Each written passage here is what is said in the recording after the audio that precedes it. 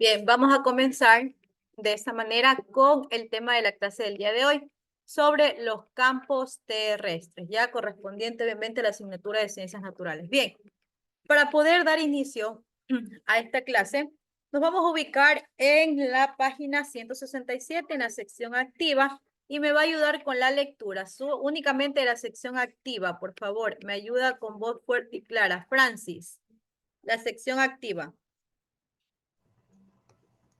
¿Sí me escucha, profe? Sí, sí le escucho, Francis. Ya, bueno. Los agujeros negros tienen una gravedad tan intensa que nada puede escapar de su atracción, ni siquiera la luz. Tienen una densidad gigantesca que se podría comparar con la masa de 5 o 10 soles concentrada en la cabeza de un alfiler. Se forman cuando la masa que queda después de una explosión violenta de una estrella gigante es más grande que el Sol. ¿Ya? Muy bien. La pregunta clave que nos dice ahí, ¿qué pasa al acercarse a un agujero negro?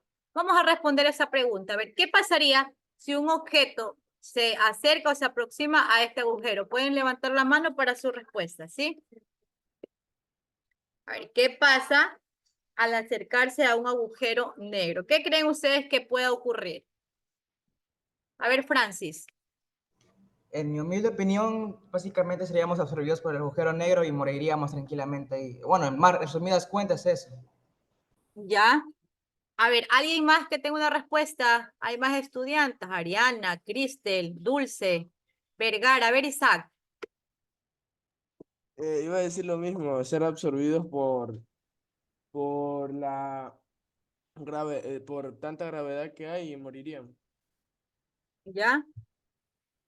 A ver, se dice que esto de aquí también va a depender mucho, chicos, de la masa que tenga un agujero. En este caso, de la masa que tenga el agujero en el espacio. Es como, a ver, si yo tengo un agujero negro que de diámetro tiene a lo mejor de radio, tiene a lo mejor 10 centímetros. Obviamente, en proporción a la masa de mi cuerpo, el agujero es mucho más pequeño. Y según la ciencia, se dice que ese agujero no podría absorber, en este caso a mí, porque también depende de la masa proporcional. Pero si ese agujero es mucho más grande, tranquilamente podría absorber. A ver, según lo que ustedes leyeron, por acá tenemos el tema de los agujeros negros. Lo que ustedes están observando allí, ese GIF, es referente a un agujero negro. ¿Ya? A ver, todos estos sitios que existen en el espacio son lugares donde ni siquiera llega la luz del sol, ¿ya?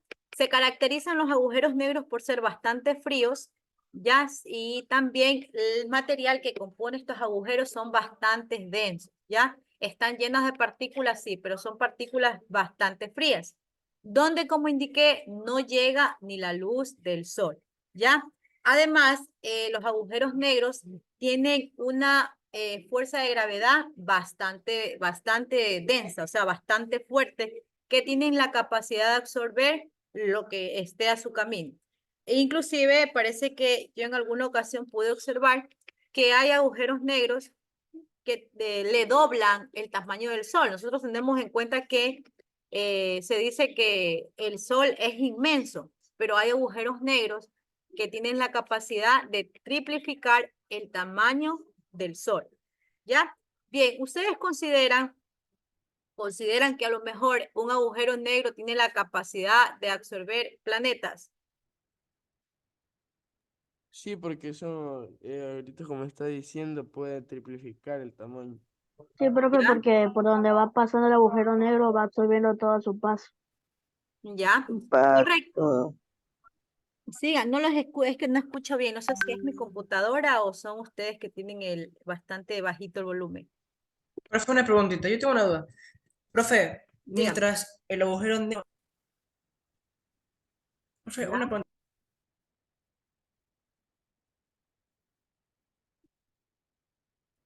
Pregunte, Matías, una pregunta y no pregunta. ¿Quién va a preguntar, Matías?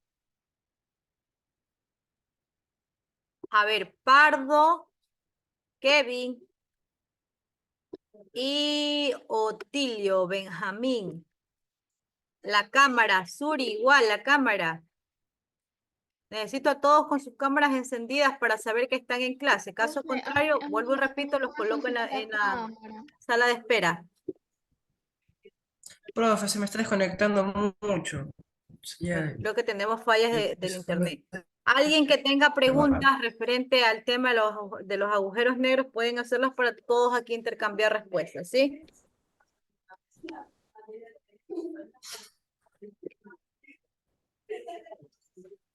Bien, Profe, ¿qué pasaría si es que un agujero negro sí, absorbe todo el sistema solar? ¿cómo? ¿Qué pasaría si un agujero negro? Se absorbe todo el sistema solar.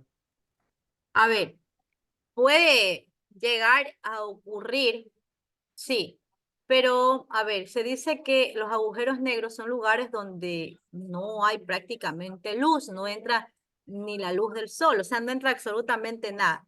Mi primera hipótesis es que si eso llega a pasar, profe, o sea, dígame, o sea, si entraríamos en un agujero negro, ¿qué pasaría? ¿Nos iríamos a otro universo? específicamente, no, O no no, sino que, a sé. ver, hablamos de que los agujeros negros son espacios compuestos de materia, de partículas, donde hay bastante fuerza de atracción, pero que a su vez no entran los rayos del sol, lo que significa y lo que equivale a que todo es oscuro. Lo oscuro, tal y como ven ahí, negro, significa que si nosotros somos absorbidos por un agujero negro, viviríamos, creo yo, la primera hipótesis que yo les digo es que se viviría en un mundo de tinieblas. O sea, es decir, todo oscuro, todo negro. No es que el agujero negro a lo mejor va a descomponer la materia que absorbe. No, únicamente es como que la retiene, ¿ya? Pero nosotros, como dije, viviríamos simplemente en oscuridad.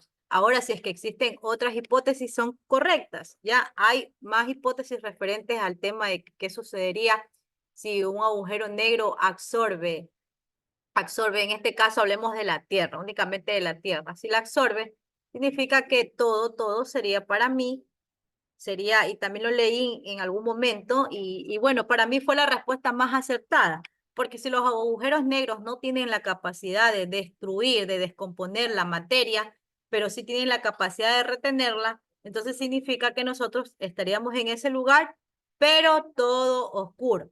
Ahora bien, una vez que no llegan los rayos del sol, obviamente que en las especies, en este caso, las especies humanas, flora y fauna a su vez, también comenzaríamos a extinguirnos. Recordemos que el sol, que los rayos del sol son la principal fuente de energía que tiene el planeta Tierra para poder crear y para que se pueda dar el desarrollo de la vida en la Tierra. Estamos. Entonces, desde allí parte la segunda hipótesis. ¿Qué pasaría? Se comenzaría a extinguir cada célula viviente que hay en la Tierra debido a que no tenemos la energía directamente del Sol. ¿Ya? ¿Entendido hasta el momento? Profe, Dígame. Sí, profe, entendido. Sí, profe. ¿cómo se forman los agujeros negros? Ya, los agujeros negros son parte del universo y se forman por la materia circundante, o sea, por la materia que en este circundante me refiero cuando está en constante movimiento. Entonces, a raíz de que en el universo existe varias partículas, esas partículas se unen y esa masa comienza a hacerse mucho más sólida.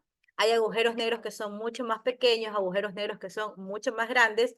Recuerdo que estudiantes de octavo me habían indicado acerca, no recuerdo el nombre, pero sí me habían indicado sobre un agujero negro que creo que es el que mismo que yo les mencioné, pero el nombre no lo recuerdo, les soy sincera, pero es un agujero negro sumamente enorme, que tiene hasta nombre ese agujero, según los científicos, le pusieron un nombre, ¿ya? Estos agujeros negros se forman en el espacio, es decir, en los universos que nosotros tenemos. ¿Alguna otra duda o pregunta que tengan ustedes? Esto es peligroso. Claro que son peligrosos. ¿Por qué son peligrosos? Bueno, quizás para nosotros no sintamos porque estamos desde acá, pero normalmente, vuelvo y repito, si llegáramos a ser absorbidos, la vida en la Tierra poco a poco se iría extinguiendo. ¿Sí me escuchan bien, chicos? Sí. Sí, Ya. profe, es que Josué creo que Sí, Pardo quiere profe. abrirse el micrófono. Sí, porque se escucha así chilloso. No sé si es mi computador, no sé. ¿Ya? Bien, a ver, por acá dice que los agujeros negros se forman cuando una gran estrella llena de partículas, como lo indicamos, a ver, explota. O sea, la materia tal y como, a ver, tal y como se parece mucho a las teorías del Big Bang. Dice que cuando hay esa evolución de las partículas que están unidas, explotan, boom, se forman los agujeros. Se forman esta colisión de masas, se forman gracias a la constante circulación, o sea, al movimiento que hay entre esas partículas, se forman los agujeros. ¿Ya? Bien, vamos a pasar por acá con el siguiente tema. Nosotros, ubíquense en la página que había indicado al inicio, 167, está sobre el desarrollo histórico. Ya habla sobre el desarrollo histórico de la astronomía. A ver, ¿qué será la astronomía, chicos? ¿Qué entienden ustedes por esta palabrita, astronomía? ¿A qué se les hace referencia? Al espacio. Al Al espacio. Muy espacio. bien. Es una profesión en la cual se trata de que los quienes se quieren dedicar a esa profesión investigan el espacio, Ya, etcétera, etcétera. ya, muy bien, Matías, muy bien, Vergara. ¿Quién más? A ver, chicos. La astronomía, estimados estudiantes, es aquella ciencia que se encarga de realizar el estudio de los cuerpos celestes que orbitan los sistemas solares y en total el universo. ¿Cuáles son los cuerpos celestes que orbitan? A ver, ¿cuáles son aquellos cuerpos celestes que orbitan en el sistema solar? ¿Cuáles son? Las estrellas. Las estrellas, ¿cuál más? Los planetas. Los planetas, muy bien, Alexis. Los satélites, muy bien, pero satélites naturales o Las artificiales. rocas espaciales. Naturales. Meteoritos. Meteoritos o también llamadas rocas espaciales. ¿Ya? Los asteroides. Universo. Muy bien, los asteroides, correcto. Bien, Agujeros negros. los agujeros Astronomía. negros, perfecto. Todo aquello que conforma nuestro sistema solar y en su totalidad el universo, de esto de aquí la astronomía está encargada del estudio, de analizar todo esto de aquí que ocurre en el espacio. Bien, desde el inicio de la historia de la humanidad, el hombre siempre ha sido curioso por naturaleza, siempre se ha interesado en descubrir y en querer saber un poco más de lo que ocurre, no únicamente, si ustedes se dan cuenta, los seres humanos no únicamente se conformaron con saber qué ocurría aquí en la Tierra, sino que surgió la necesidad de saber cómo se creó la Tierra, ya por qué hay vida en la Tierra. Ya uno de los principales estudiosos de cómo surgió la vida aquí en el planeta Tierra fue Charles Darwin, ¿ya? Bueno, ese es otro tema, bueno, pero no es ajeno a lo que estamos tratando el día de hoy. A ver, con respecto al tema de aquí de la astronomía, les indicaba que es toda aquella ciencia que se encarga de estudiar todo lo que sucede en estos cuerpos celestes que orbitan nuestro sistema solar y demás partes del universo. ¿Ya? Bien, vamos a leer en la página 167. Por favor, me ayuda con la lectura Anaí. Luego el resto sigue la lectura, saquen su resaltador, vayan subrayando las partes más importantes para poder ir entendiendo un poco mejor. Anaí, ¿me ayuda por favor con la lectura? Profe, solamente la primera parte. Si usted siga, yo le digo cuando pare y sigue el siguiente compañero. Ya, desarrollo histórico. La astronomía puede ser considerada una de las ciencias más antiguas. Sin embargo, la cantidad de datos obtenidos y su precisión realmente sorprenden. Probablemente la influencia que los cuerpos celestes tenían sobre la vida de los habitantes de esa época era tan grande que los científicos, matemáticos e incluso la gente común se veían obligados a dar respuestas para entender los fenómenos y usarlos en su propio beneficio. Por ejemplo, establecer tiempos para la siembra y la cosecha. Muchas gracias. Isaac Quesada.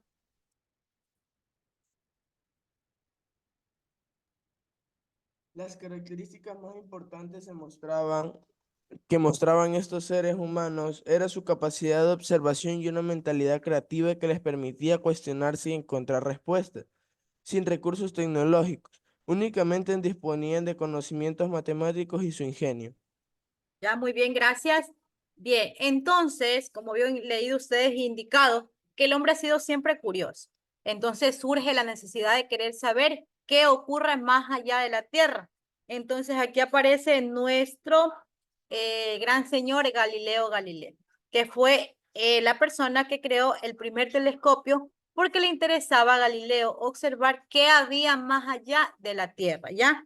El primer telescopio que fue creado en 1546 permitió por primera vez observar qué había más allá. Ahora sí, Escobar, siga con la lectura hasta su ingenio, donde está de Galileo Galilei. ¿Ya? El uso del telescopio por parte de Galileo 1546 a 1642 permitió por primera vez observar las estrellas, la luna y algunos planetas.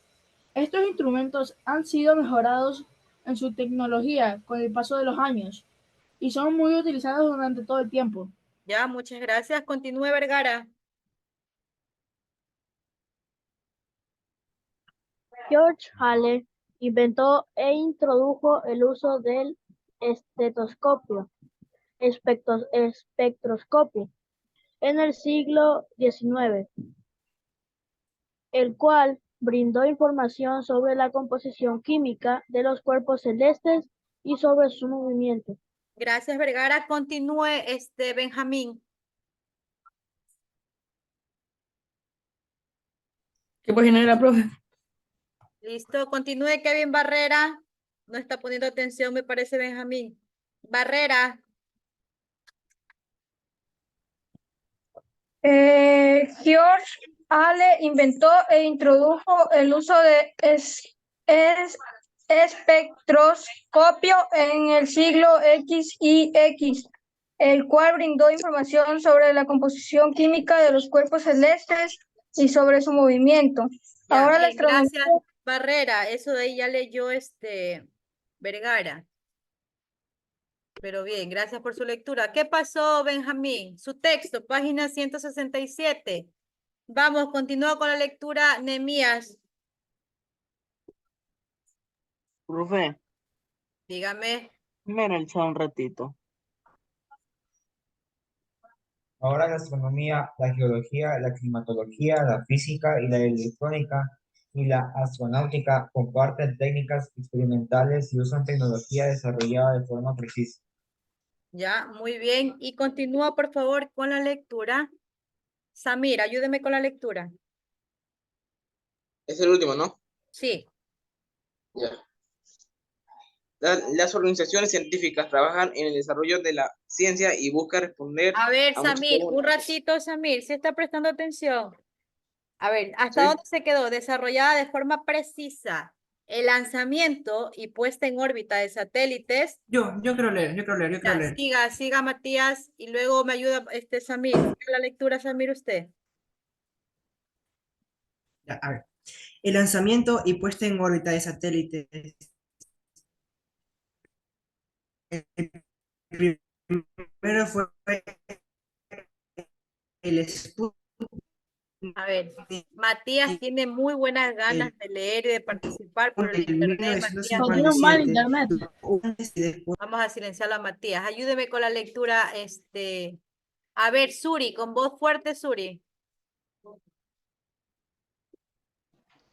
El lanzamiento y puesta en órbita de satélites, el primero fue el Sputnik 1 en 1955.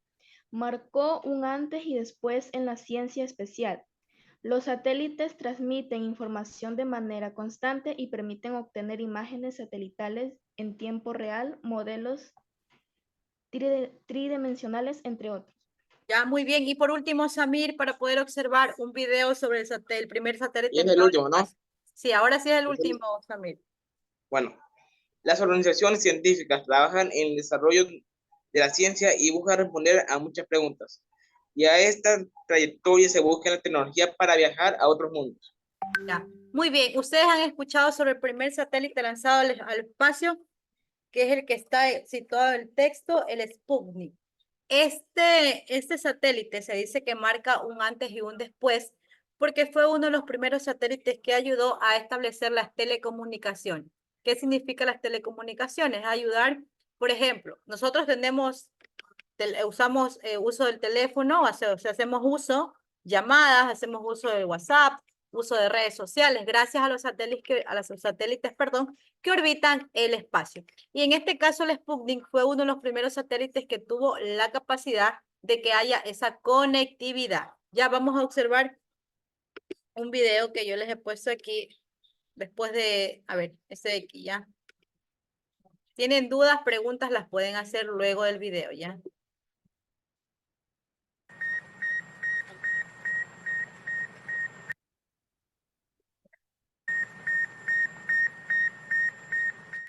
El día de hoy hablaremos del primer satélite artificial creado por el hombre, un proyecto de ingeniería que pondría a dos superpotencias del momento cara a cara, confrontándolos en una carrera espacial de la cual se lograron tener grandes expectativas, pero con muchísimos retos por delante que nadie imaginaría. El Sputnik 1 fue el primero de varios satélites lanzados por la Unión Soviética en su programa espacial Sputnik. Tenía como objetivo principal demostrar la viabilidad de los satélites artificiales de la órbita terrestre. El nombre de Sputnik proviene del ruso y su significado vendría siendo algo así como satélite o compañero de viaje. El satélite Sputnik 1 fue el primer intento en poner en órbita un satélite alrededor de la Tierra, lanzado en 1957 por la Agencia Espacial Soviética desde el cosmódromo de Baikonur en Kazajistán, la cual formaba parte de la Unión Soviética. El Sputnik 1 fue lanzado con la ayuda del cohete denominado R-7, el cual también se mantuvo en órbita y podía verse a simple vista desde la Tierra. El cohete R-7 realmente era el propulsor de un misil balístico intercontinental, porque les recuerdo que para esta época aún nos encontrábamos en plena Guerra Fría, y la tecnología militar fue la base del desarrollo de los inicios de la carrera espacial. Como dato curioso, actualmente aún se siguen haciendo lanzamientos por parte del programa espacial ruso desde el mismo cosmódromo de Kazajistán. Volviendo al tema, el Sputnik 1 se trata de una esfera brillante de aluminio de 58 centímetros de diámetro y un peso aproximado de 83 kilos, provisto de 4 finas antenas de 2.4 a 2.9 metros de longitud.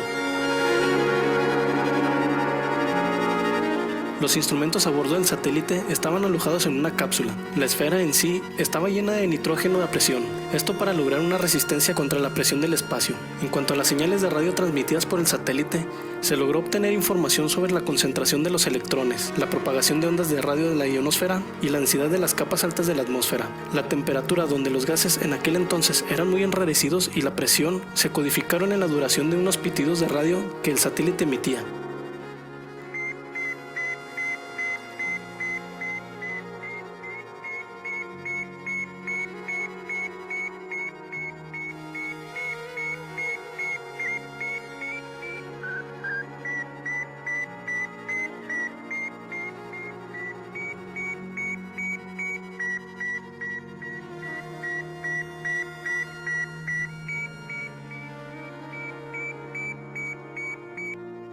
Las emisiones de radio se realizaron en grupos alternativos de 0.3 segundos de duración. El envío a tierra de la telemetría incluía datos de temperatura dentro y sobre la superficie de la esfera.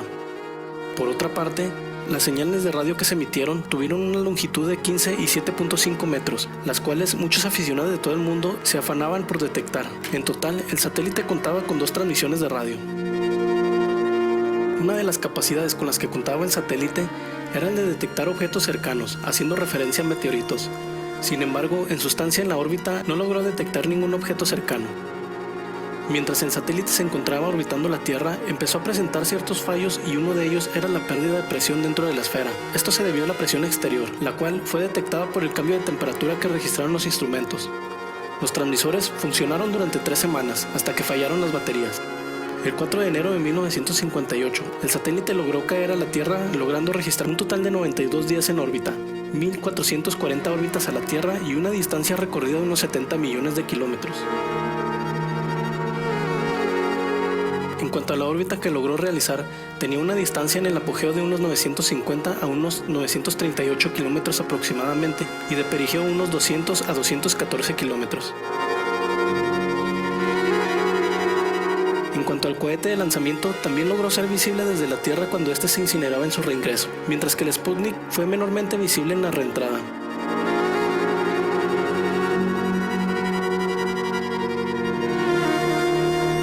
Mientras tanto, al otro lado del mundo, En Estados Unidos, la noticia estalló por todo el país y un periódico muy conocido de la región aseguraba que el satélite sobrevolaba los Estados Unidos 15 veces cada 24 horas. Una noticia de esta magnitud en plena Guerra Fría pondría al país de cabeza.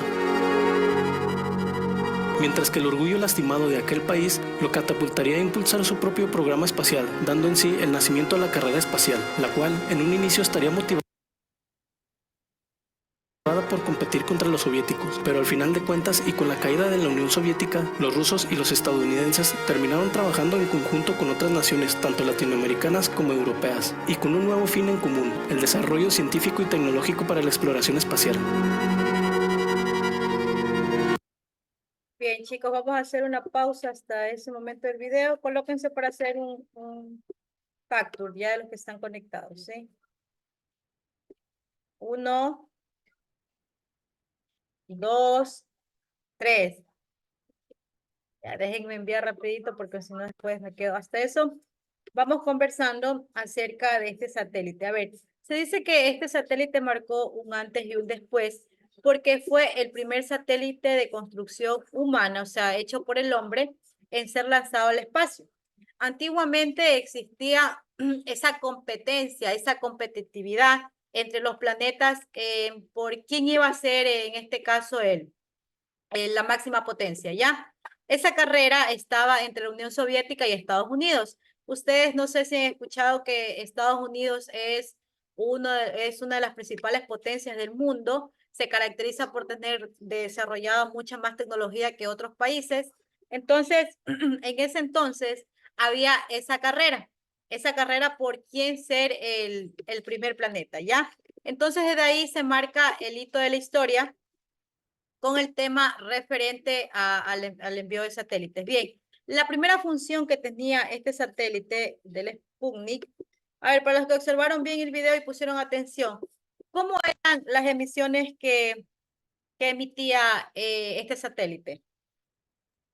Pitidos. Pitidos, muy bien. Era bastante inteligente. Pitidos, o Inclusive ahí les dejó un buen momento los pitidos que emitía el satélite, ¿ya? Bien, en base a este satélite se fueron reconstruyendo satélites que tenían ya la capacidad de poder transmitir, ahí sí ya el tema de la telecomunicación. Ya, pero al inicio, De la radio, profe. correcto, al inicio este satélite cuando fue enviado era para conocer cómo estaban estructuradas las capas de la Tierra. Era para saber también de cuánto era el magnetismo que tenía la Tierra. Desde Profe, un también inicio decía que tenían la capacidad de ver si es que, de detectar algún objeto cercano al satélite. ya, correcto. Y según esto, pues emitía los pitidos, según esto, emitía los pitidos que acá en la Tierra, pues eran ya descifrados en... ¿Se ha escuchado ustedes sobre el código Morse? sí, profe. Ya, digamos, Sí. decirle así, ¿no? Bajo una codificación similar, acá ya le interpretaban, pues, las personas que sabían, las de tecnología en ese entonces, de cómo funcionaba lo que ellos mismos construyeron, ¿ya? En base a este satélite, Sputnik, ya que fue uno de los primeros, se crearon más satélites, ¿ya? Acá está, se crearon más satélites que han sido utilizados para el desarrollo de la ciencia y de la tecnología. Por ejemplo, actualmente hay satélites de telecomunicaciones que son aquellos utilizados para la transmisión de radios y los canales de televisión. Hay satélites también meteorológicos. A ver, como su palabra mismo lo dice, ¿para qué servirán los meteorológicos? Para ver si hay satélites o para ver si hay meteoritos, profe. Ajá, algún objeto que pueda detectar el satélite. No, a ver. Información. Serviría para ver si hay algún objeto que pueda caer a la Tierra. Ya, a ver, Escobar dice para saber si hay objetos que quieran caer a la Tierra. ¿Quién más tiene una respuesta? A ver. No tengan miedo de equivocarse. Bueno, Escobar dijo algo y ya lo vamos a... ¿Cómo dijo la pregunta? Yo, profe, yo. Los satélites meteorológicos, ¿para qué sirve? Para medir las condiciones atmosféricas. Ya, muy bien. A ver, vamos a corregirlo a Escobar. A ver, Matías, usted quiere hablar y está perfecto, pero su internet cuando quiere hablar, boom, se nos va. A ver, Matías, denos su opinión. Yo opino que eh, los científicos tratan de estudian la atmósfera de la Tierra y, y también el clima en el cual se hace dentro de ahí, y también estudian sobre el tiempo y el medio atmosférico, o también los fenómenos meteorólogos. Ya, a ver, bien, bien chicos por esas respuestas, esos Google, está muy bien. A ver, en sí, los satélites meteorológicos nos ayudan a conocer el clima y el tiempo atmosférico. Cuando me refiero al tiempo atmosférico, nos referimos a qué es lo que va a ocurrir. Ustedes se han dado cuenta, en los celulares ustedes tienen que el día de mañana va a estar parcialmente nublado, que el día tal va a estar lluvioso. Eso es gracias a los satélites que realizan estudios. Yo quisiera saber si algunos aquí prestaron atención a la clase porque me he dado cuenta durante casi toda la clase, veo a ciertos estudiantes que se están riendo, no sé si a lo mejor están chateando por interno, perfecto, pero a los que pusieron atención en la clase del día de hoy, muchas gracias. Lamentablemente ya nos queda, Profe, una pregunta. Esto dígame, también nos informa cuando va a haber temblor, así. no, eso no nos informan nomás cuando vienen tormentas, por ejemplo. Hay satélites para cada Tsunamis. cosa. No, ¿por qué no? Porque en cambio hay otros Porque mecanismos las para placas investigar. tectónicas son bajo la tierra, profe. Correcto, eso me ganó Jorge, porque lo que Y ocurre, dígalo Jorge, dígalo Jorge.